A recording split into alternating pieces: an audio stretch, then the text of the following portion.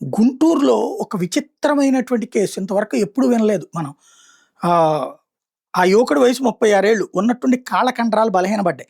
ఆ బలహీనత చేతులకు కూడా పాకింది. ఆస్పత్రికి వెళ్తే అది అరుదైన కెన్నడీ డిసీజ్ అని తేలింది. గుంటూరు ప్రభుత్వ ఆసుపత్రిలో ఇది వెలుగు చూసింది. 1962లో తొలిసారిగా కెన్నడీ, ఆయన సహచర బృందం ఈ వ్యాధిని కనిపెట్టడంతో దీనికి ఆయన పేరు పెట్టారు. గుంటూరు జిల్లా ఆత్మకూరుకు చెందిన విజయుడు ఈ నెల 12న గుంటూరు ప్రభుత్వ ఆసుపత్రి న్యూరాలజీ విభాగానికి రాగా హెచ్ఓడి డాక్టర్ గాజుల రామకృష్ణ వైద్య పరీక్షలు చేసి కెనడీ వ్యాధి బారిన పడినట్టు గుర్తించారు. వైద్య పరిభాషలో దీన్ని స్పైనల్ బల్బార్ మస్కులర్ ఆట్రోఫీ గా పిలుస్తారని డాక్టర్ రామకృష్ణ తెలిపారు. ఈ వ్యాధి బారిన పడిన వాళ్లలో హార్మోన్ల సమతుల్యతతో మార్పు వస్తుంది. పురుష సెక్స్ హార్మోన్ టెస్టోస్టెరాన్ స్థాయి బాగా తగ్గిపోతుంది.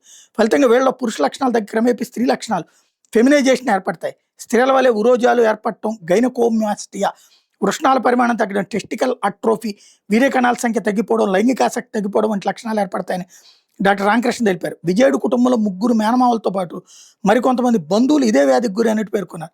కెనడీ వ్యాధికి చికిత్స లేదని, వ్యాధి తీవ్రతను తగ్గించేందుకు మందులు ఇస్తున్నామని చెప్పుకొచ్చారు.